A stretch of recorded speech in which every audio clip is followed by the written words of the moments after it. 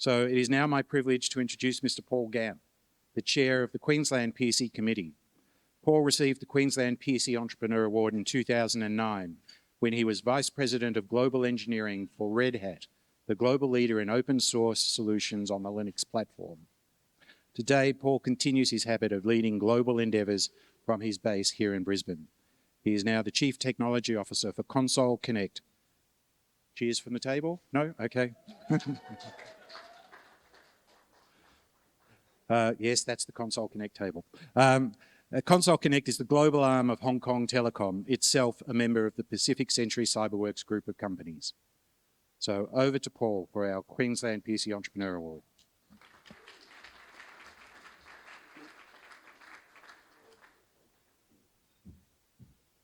And you know who set the mic height? Good evening. Thank you, Jordan and Wayne.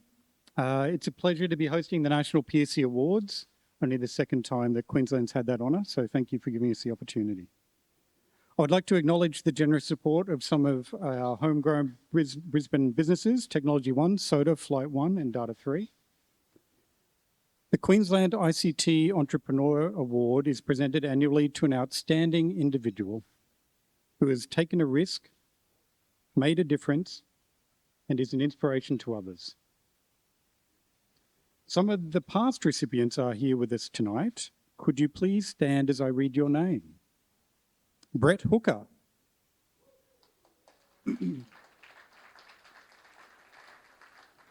Sarah Jane Peter Schlingman.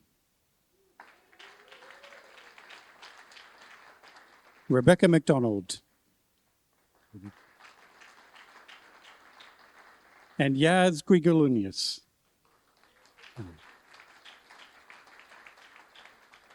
Thank you to our past recipients. I would also like to take a moment to sincerely acknowledge and thank the esteemed judging panels of this year's award. As you can imagine, we truly appreciate the time and effort they dedicated to assessing the nominations that we receive each year. It's not an easy task. Every nominee has made a remarkable contribution to Queensland ICT industry. Dr. Nick Tate, Brett Hooker, Anne Aldridge, Andrew Spina, Sharon Singh, and Ajari Savalas. Thank you for your voting this year.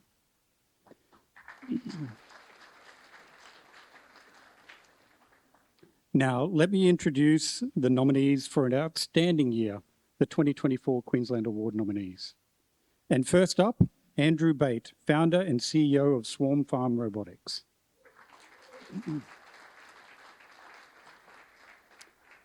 Andrew is an entrepreneur and visionary leader in the robotics industry. As the co-founder and CEO of Swarm Farm Robotics, Andrew has transformed agriculture. His leadership and strategic foresight have not only driven the success of Swarm Farm Robotics, but have also redefined the capabilities and applications of robotics in agriculture. Known for his commitment to advancing technology and his deep understanding of both technical and agronomic dynamics, Andrew stood out as a leader.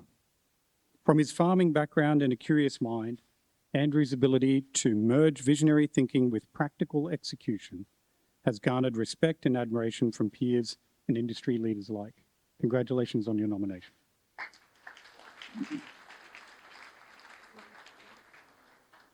Our next nominee this evening is Nicole Murdoch, founder of Eaglegate. Nicole is an awarded technology, data and intellectual property lawyer with an engineering background and training as a patent attorney.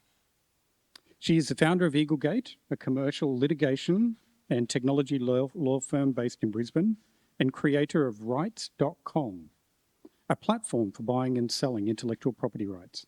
Nicole is also the author of the best-selling book, and I love this bit, Get Rich from the Pitch, helping entrepreneurs commercialize their ideas. A strong advocate for innovation and intellectual property protection, Nicole's work extends to coaching intellectual property law and supporting businesses in protecting, commercializing, and litigating their intellectual assets and rights. Congratulations on your nomination, Nicole.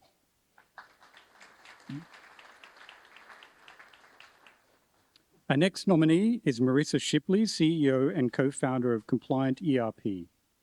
Marissa is a 30-year tech industry veteran, starting as an IT graduate, building computers and now leading compliant ERP with Surpass, a top compliance software company in Australia, Europe, and the United Kingdom. Her work has earned her awards, including the 2023 Australian Business Award for Software as a Service Innovation, the 2024 Women in ICT Australia Entrepreneur of the Year. Marissa's commitment to collaboration, inclusivity, and innovation sets her apart, especially in promoting women and neurodivergent talent in tech.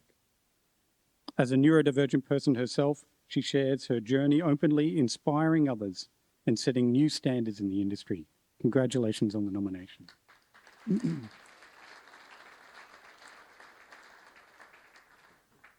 Our next nominee is Alex Kulesco, co-founder of Tanda, and the Tanda table.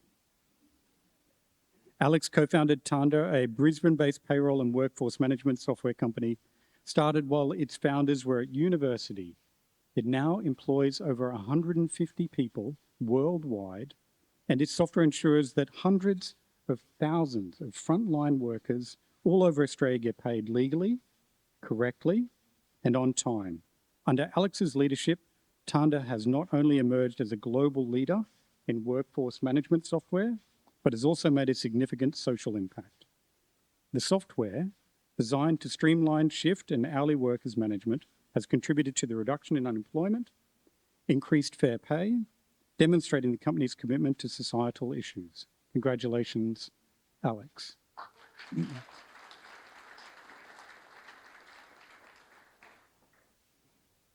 Our next nominee is Eben Escott, founder, Working Mouse and CodeBots. Eben has been reshaping the software industry for over a decade. With a PhD in model-driven engineering, Eben founded Working Mouse and CodeBots, commercializing innovative intellectual property. His companies have delivered hundreds of projects from startups to the Department of Defense and developed world-class sovereign IP. Eben has also mentored and coached hundreds of university graduates, equipping them with the essential skills to keep pushing personal and commercial boundaries. He is dedicated to transforming the software landscape in Brisbane and Australia. Congratulations on your nomination again, Eben. And our final nominee for this evening for a Queensland Entrepreneur Award is Vula Fronis, founder of Jellybin. And yes, if you look it up on the website, they'll tell you how to pronounce it. Vula founded Jellybin, an app dedicated to empowering small businesses, owners and their teams in service industries such as hospitality, retail, childcare and hair and beauty. With a background rich in supporting SMEs, Vula has focused on simplifying staff management and engagement. Her vision with Jellybin is to create a seamless communication channel that helps business owners save time and headaches while keeping their teams engaged, motivated and productive. Through innovative solutions, she aims to reduce the stress small business owners feel and often bring home, which impacts their personal life. She hopes to transform the workplace into a source of growth rather than a burden. Congratulations to all the nominees. You've made a significant contribution to your field in the technology sector. And with that, I would now like to welcome to the stage the Honourable Steve Minikin, Minister for Customer Services and Open Data and Minister for Small and Family Business, to say a few words and present Queensland Award winner. Thank you.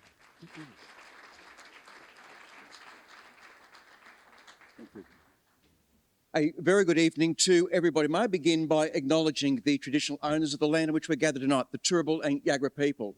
As I always do, I also acknowledge the pioneering families that have made this part of Brisbane what it is today. And thirdly, but by no means leastly, as I always do, I'd like to acknowledge anyone in the audience who's been a member of the Australian Defence Force or moreover, had anyone in your family work in the Australian Defence Forces. A good evening to you all. Could I also acknowledge Wayne Fitzsimmons, OAM, to Paul Gamp, the Chair of the Queensland Committee of the Pearcey Foundation, all the award finalists, the Hall of Fame inductees and distinguished guests. I have to congratulate the wonderful staff in the new department that I'm very honoured to be the minister for. They don't understand that when you've come from 9 years in opposition, you're used to writing your own speeches, your own notes, your own questions, your own estimates, and it's just absolutely tremendous that the great speech they've given me. But if you'd bear with me, I'd rather just take a minute to speak from the heart and the head. No disrespect to the wonderful department staff. I'm very honoured to be here tonight. And the reason you can tell there's obviously a brand new, bald, shiny minister that people are trying to take the measure of, because I've been inundated in the last 3 weeks with invitations for breakfast, lunch and dinner. In fact, tonight there were 2 other invitations that were also in front of me. But I did some research, and when I researched the genesis of why we're here tonight, and it was reinforced by that magnificent video that was run before, with the impact on this great state and great nation that the ICT industry has done to uplift and enrich the lives of all Queenslanders and all Australians, it was a very simple choice. Having someone that I can now ring up and plonk into Outlook, it was a joy to say, I'll be here tonight. I absolutely want to thank each and every one of you for the invitation to be here. My role as the new Minister for Customer Service, Open Data and Small and Family Business is a mission that I will start, but probably not see to a conclusion. What I mean by that is I'm going to embark upon something fraught with a lot of challenge, and that is invoke something for any of you that have read The Prince by Machiavelli would know is fraught with danger, and that is to change the culture of the Queensland public service, to go from the permafrost of 19 individual silos to actually start to talk collaboratively. And why is that? To actually make it better for the customer of Queensland. Whether they live in Coolangatta, Bargaminda or Cape York, we want to make the customer experience better for everyday Queenslanders. And so, in advance, I'm going to do a sweep of the room right now without appearing or trying to appear awkward, and simply say these words before I announce tonight's winner. And that is simply a thank you in advance. A thank you for what the ICT industry will do. We need you. And to all of you, the fact that you are champions and representatives of this great industry, I salute each and every one of you. Now, normally at Parliament, there's a clock running down, or there's a gong, or whatever, and I'll incur the wrath of this fine gentleman to my right if I don't get on and announce the actual winner. So if I was at one of the primary schools on parade, I'd say, could I have a drum roll? But you're too cool and sophisticated an audience for me to request that. So without any further ado, and on cue, what an audience, what an audience. On cue, the only thing I needed to look at my notes for was to go, I've got to ask for the envelope, but on cue, here it is. So without any further ado, the winner for this particular award category for the Queensland Entrepreneur Award for 2024 is Andrew Bate, Swarm Farm Robotics.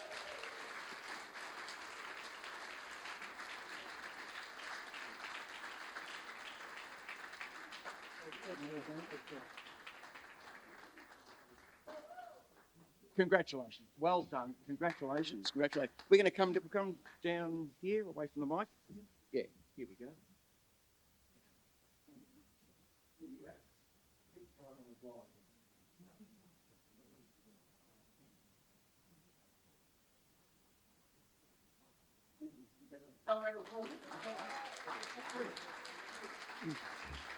And before you sit down, Minister, if I may, we'd just like to invite Dr. Peter Thorne to present you with a small gift in gratitude for your wonderful speech and participating in today's event.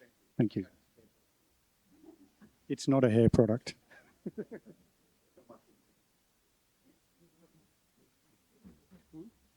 That's right. And I haven't had anything to drink either.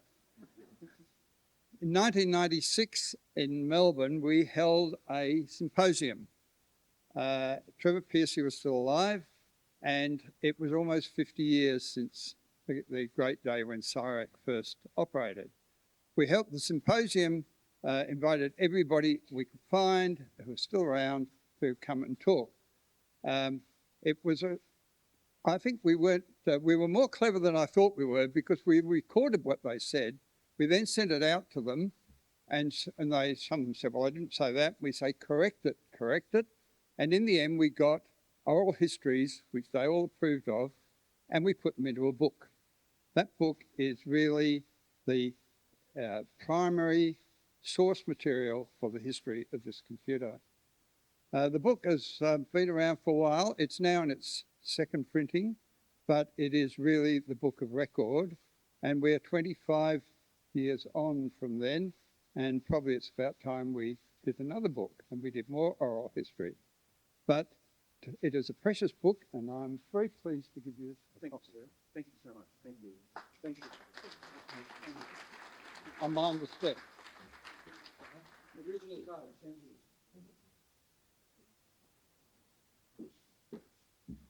Excellent.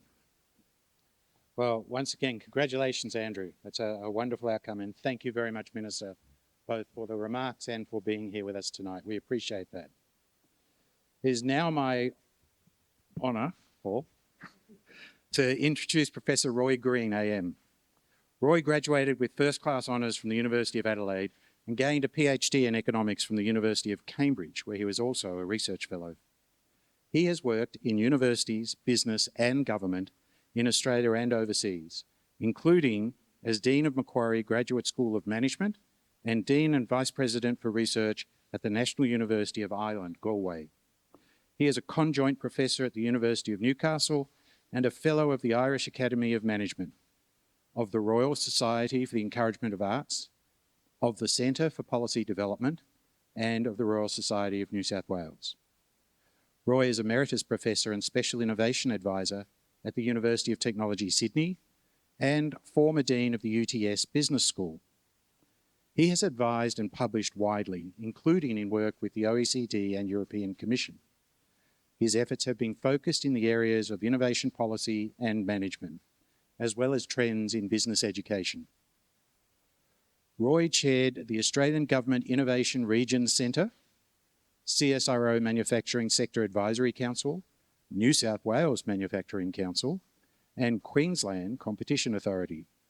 He has participated on the board of the Innovative Manufacturing CRC, as a member of the Enterprise Connect Advisory Committee, of the ABS Innovation Technical Reference Group, of the South Australian Training and Skills Commission, the South Australian Public Sector Performance Commission, the New South Wales Modern Manufacturing Task Force, the Committee for Sydney Knowledge Economy Task Force, the Australian Fashion Chamber, and the Prime Minister's Manufacturing Task Force.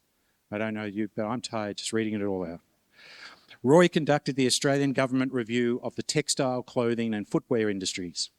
He led the Australian participation in a global study of management practice and productivity, coordinated an Australian Business Deans Council project on the future of management education, and he has prepared or co-authored numerous research and public policy reports, including a report on National Innovation Framework for Australia for the Business Council of Australia, a report on public sector innovation for the Institute of Public Administration Australia, a report on productivity for the McKell Institute, a report on New South Wales innovation precincts for the New South Wales Government, a review of the South Australian Advanced Manufacturing Strategy, and a report for the Senate Innovation System Inquiry on the structure and performance of the Australian National Innovation System, which then was a key input to the Prime Minister's National Innovation and Science Agenda. More recently, Roy joined the board of CSIRO and of the SmartSat CRC. He is a member of the CSU Council and the newly established Australian Design Council and the Committee for Sydney Economics Advisory Council. He is currently chair of the Advanced Robotics for Manufacturing Hub and the Port of Newcastle. So after hearing all of that, it is perhaps no surprise, as you heard earlier, that Roy was recognised in the Australia Day Honours Roll this year when he was inducted as a member of the Order of Australia for significant service to business and tertiary education in the fields of science, technology and innovation. Ladies and gentlemen, this evening's keynote address from Mr. Roy Green.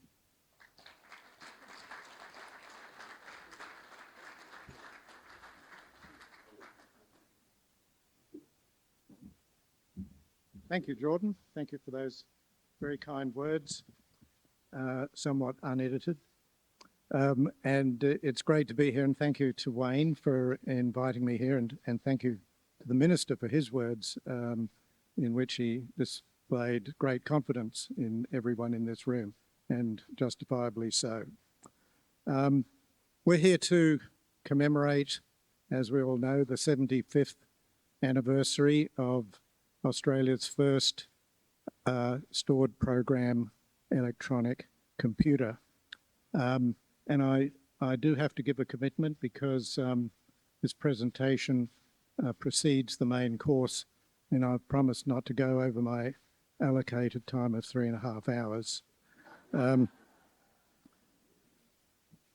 Pearcey was a genius, of course, and we've heard some of the history, but I'm going to spend most of my time on the contemporary challenges that we face, because the history can speak for itself. Where we go in the future is the history that we still have to write. But the history is still important. What was going on in 1948-49? This was a period, post-war period of nation building for this country. People took brave decisions. They took strategic bets. I'm going to point out 3. 1, the obvious one, the first Holden car with the then Prime Minister launching it. The Snowy Mountains scheme got underway. And of course, our first digital computer. There's Trevor Pearcey. And he, with his colleague, Maston Beard, did amazing things with a few vacuum tubes and mercury delay lines, then called CSIR Mark I. And it's also the year, by the way, that CSIRO became CSIRO. It was CSIR and was then made the Commonwealth Scientific and Industrial Research Organisation in that year. Pearcey was a remarkable man, and some people in this room had the privilege to know him. I was struck by a comment that he made in 1948, and it's worth reflecting on this now, his extraordinary prescience. In 1948, he said, "It is not inconceivable that an automatic encyclopedic service operated through the national teleprinter or telephone system will one day exist, otherwise known as the internet."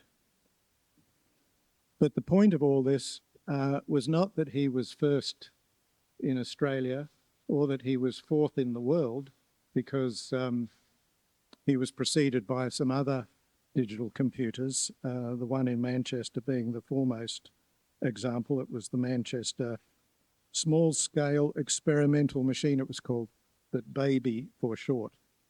And even before then, I think Charles Babbage was referred to earlier, the great polymath of the 19th century. By no means someone who hid his light under a bushel, a remarkable publicist, aided, by the way, and it's often forgotten in this history of male inventors, by Ada Lovelace, who wrote most of the programs for his computing, which he started with something called the difference engine, which is mechanical computing, and then the analytical engine, which he created after that. He could never quite get enough money to finish them off, but he took mechanical arithmetic to fully fledged general purpose computation. So there are a lot of predecessors for Trevor Pearcey. He stands on the shoulder of giants, as many scientists do. But the important part of Pearcey's contribution was not that he was first in Australia or that he was fourth in the world or that Babbage did something a couple of centuries previously, but that he created national critical infrastructure for this country. He created what we now call an ecosystem that led to all the developments that Jordan referred to, and Wayne has as well, that we now take for granted in the development of our digital economy. And it's worth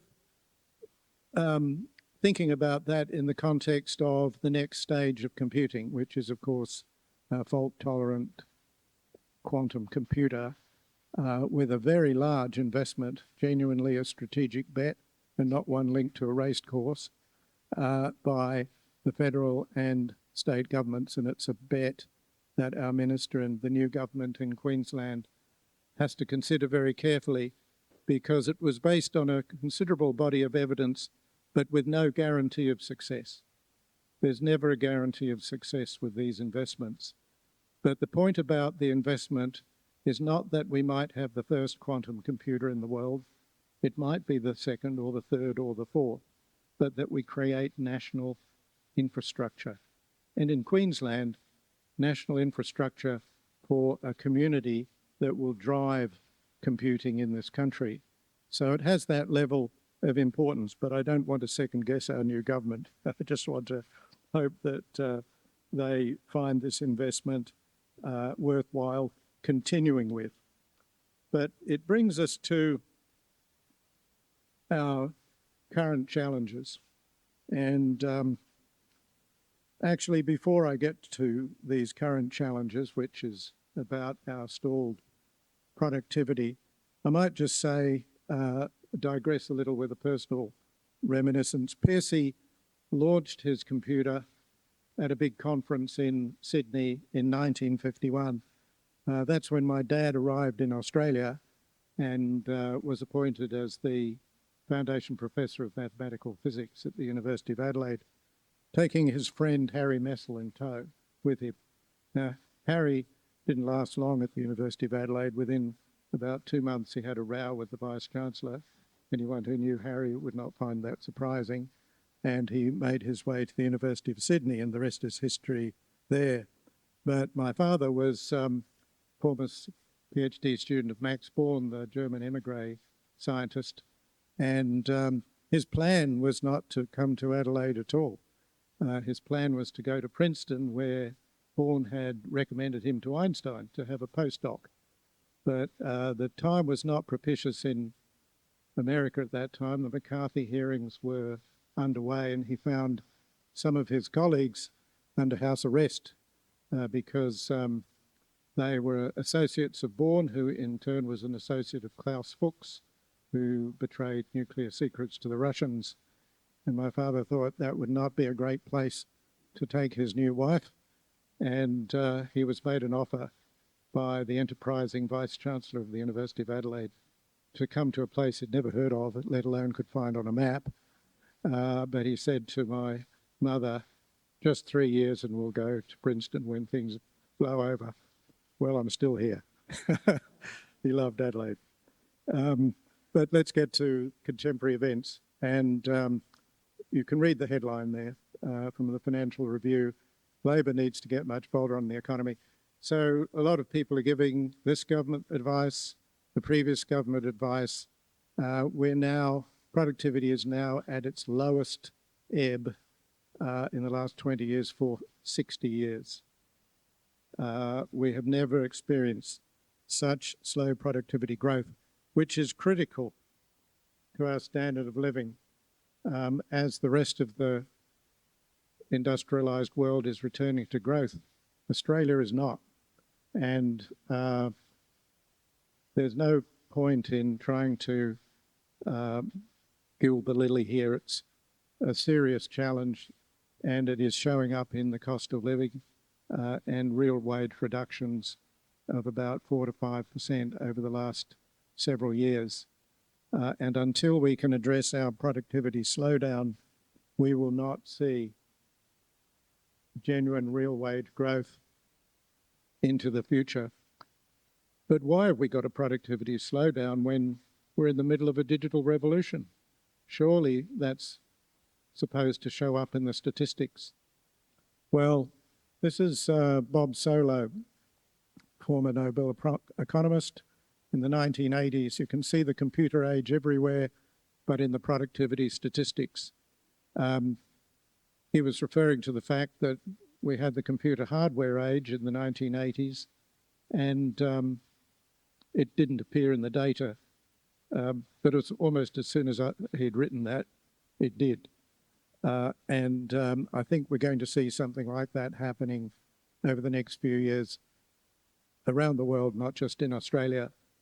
A number of reasons have been given, by the way, for the fact that the digital revolution hasn't appeared in the productivity data. In fact, the first reason is it never will because it's not of importance.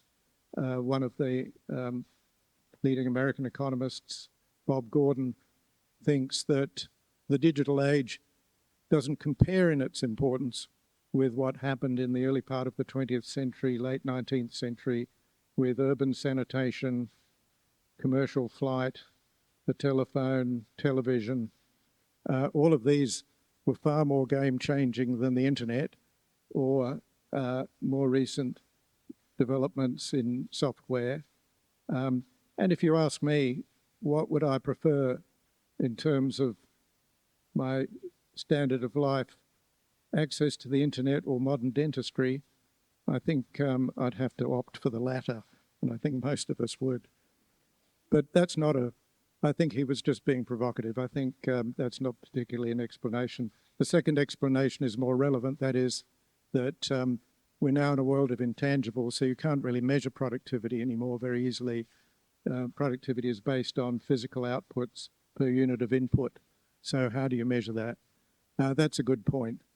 But the third explanation, which has become the standard one, is that all industrialized countries have a handful or more than a handful of frontier firms with massive increases in productivity, 20, 30%, very high commitments to R&D.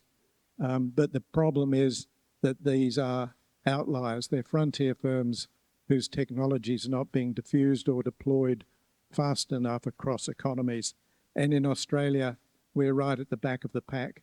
We have a much greater proportion of laggards who are not undertaking sufficient technology adoption. That brings us to economics. And what else happened in 1949? I'll bet no one remembers this. This is another computer called MONIAC. What does that stand for? The Monetary National Income Analog Computer, which was designed by another polymath, actually a New Zealander, called Bill Phillips. And he used hydraulics to solve complex systems of equations, which are based on John Maynard Keynes' circular flow model of economies. And this computer, believe it or not, it's a replica is now in the LSE in London, could do computations that even digital computers at that time could not do for economies. It's another contribution of this part of the world to the development of modern computing. And it brings us to economics, which brings us to a very busy graph here.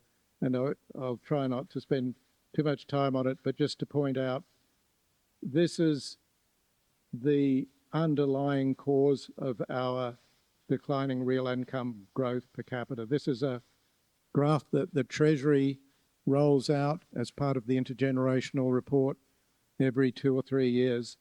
And if you look at the bar second from the left, you'll see most of it is red. It's measuring, all of these bars are measuring real income growth.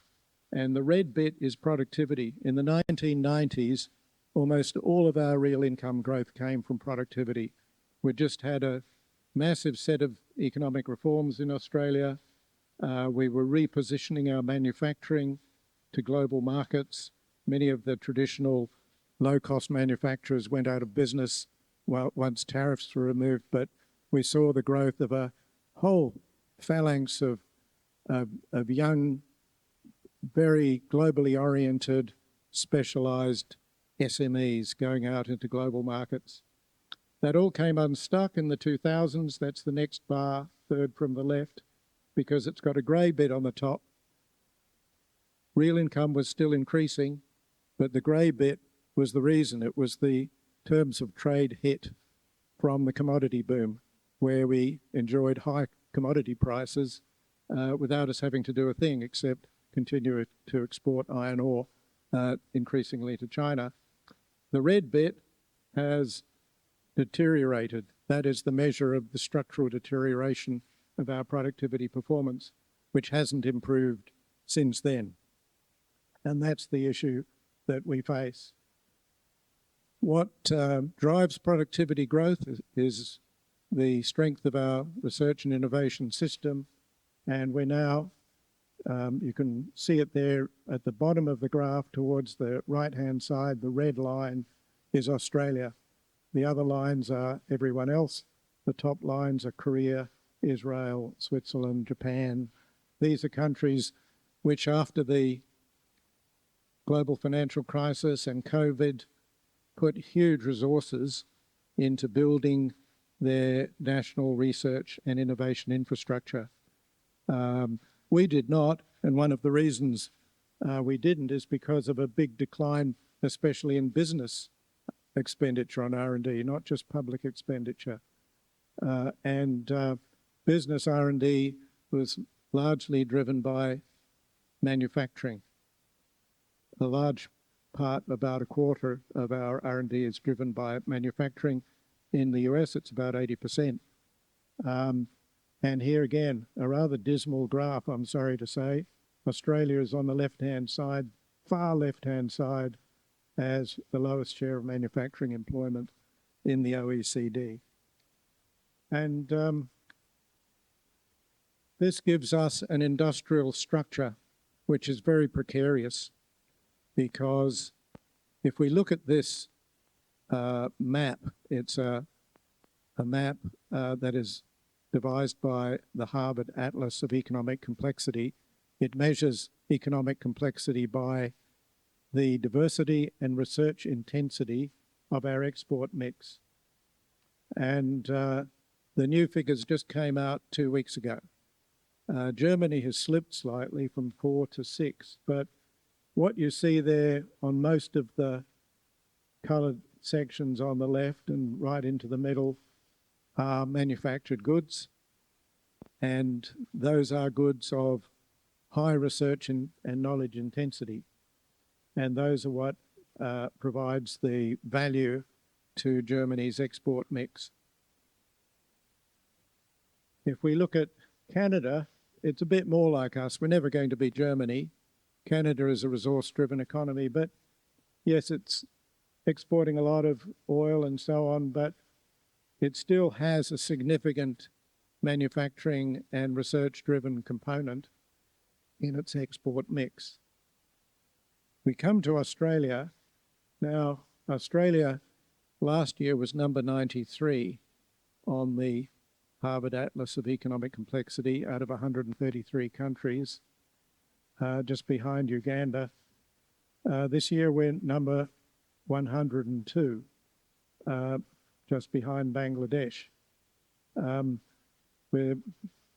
The export mix, as you can see from the diagram there, is largely coal, iron ore, and increasingly gas.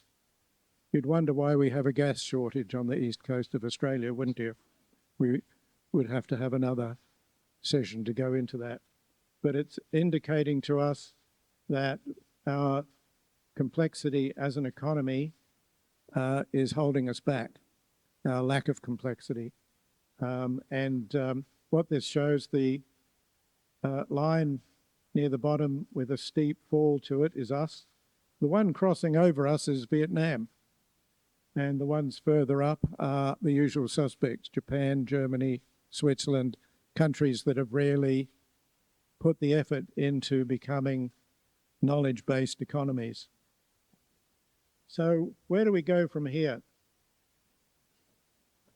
Every government expresses its interest in our R&D system, and we have events like this which look back on a proud history of research and technological development. But we're facing a crisis now. I think it's best to describe it in those terms, which is that we will slip back into oblivion. I was asked the other day, what's your KPI for this country? Well, if we're looking at Australia as a business model, our KPI must be not to be Argentina. Apologies to anyone here who may originate from Argentina. But Argentina used to be a very rich country like us, the turn of the century, last century, and its growth and productivity deteriorated rapidly, poor institutional structures, lack of investment in its research and knowledge infrastructure. And that's the precarious moment that we also face. This is a graph from the Tech Council of Australia, from a document they launched last week. What it shows is that our R&D, which is about 1.68% of GDP, most other countries are around 3, 4, 5%. If we add on to that tech adoption, it gets us up to almost 4%, 3 or 4%. If we increased that combination of our R&D and tech adoption, investment in tech, to 4.6% of GDP, we would add $39 billion to our GDP a year. If we increased it by 6.9%, we would increase our GDP by $167 billion by 2035. This is the potential for this country if we take research and technology seriously. And we have another opportunity to do so. That opportunity comes from the challenge and opportunity of climate change, where Australia can position itself as a renewable energy superpower in a world where clean energy technologies will be a market of $15 trillion. That's Nicholas Stern's prediction there, but $15 trillion by 2050, and certainly a much bigger market than we have with our fossil fuel abundance. But we also have another abundance, and that is of renewable sources of technology, of energy. That brings me finally to where the federal government is going, and we hope that the new Queensland government will also be committed, as a number of state governments are across Australia, to an economy that is knowledge-driven. And it's a policy called Future Made in Australia, which combines two streams of activity. One is getting to net zero, and the other is economic resilience and complexity, and that is, how do we use the opportunity to get Australia's knowledge and ingenuity embedded in those renewable technologies, not just to be imported from somewhere else. It requires an industrial policy, and the world has shifted back to some degree to an embrace of industrial policy, which is not to say protectionism. We're still a globalized economy, but we must start to make evidence-based strategic bets. And this is my last slide, to do so in the context of an industrial policy with 5 broad elements. One is a mission-led approach, to use technology foresighting to ask the question, which are the areas of current and potential competitive advantage that we should invest in as a country, and then double down on those, using, in that second one on the right, a much bigger commitment to research and technology development in our industries as we discover and drive new industries, the industries and jobs of the future. We must use the public sector, public procurement, in the way the US does very successfully with its SBIR program, the Small Business Innovation and Research Program, which sets aside a percentage of public funds to support technology development in SMEs and grows them into global giants. A fantastically successful program that's been going for about 60 years. Building up our skills and capability, of course, through our universities, vocational education and training. But the final point, which I highlight there, is the move around the world towards place-based innovation ecosystems. Everybody is impressed by Silicon Valley, but not everywhere can be Silicon Valley. In fact, nowhere else can be Silicon Valley except Silicon Valley. But what everyone can be is the best at what they can offer. And it may not be in digital, it may be in agriculture. It could be in any area of industrial endeavour, especially those where we add value through our knowledge and ingenuity. The best examples of this kind of approach around the world are the Fraunhofer Institutes in Germany, which are very well known. They can't be completely emulated, but the British have done so to some degree with their high-value manufacturing catapults, which have reindustrialised parts of the country that had fallen into serious and potentially terminal decline through the development of new technologies and export opportunities. And the US government in recent years has also done the same with its Manufacturing USA Institutes, the regional technology hubs, the microelectronics commons, the National Science Foundation, regional innovation engines. All of these are making a difference in local communities around the country, some of which had almost given up any hope of reviving after massive deindustrialization, partly from low-cost imports, partly because technology had and automation had meant fewer jobs in those communities. These are the challenges that face us, and I guess I could only end on a note which suggests that in this coming federal election campaign that we don't lose sight of these objectives, that an election campaign that will undoubtedly feature many issues, some of them important, some of them completely trivial. This one, which is the future of our economy, the future of our industrial structure to make sure that it's sustainable for our population, must surely figure at the centre of our priorities. Thank you very much.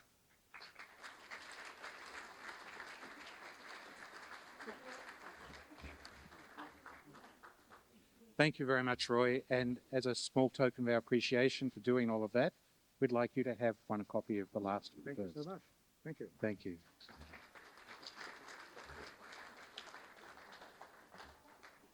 All right. Well, as you can see, the dinner is coming out. Hopefully that very thoughtful and thought-provoking address will give you all a lot to talk about over dinner.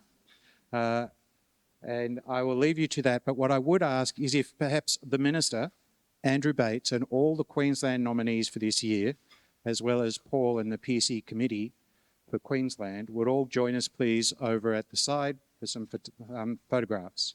Everybody, enjoy your dinner.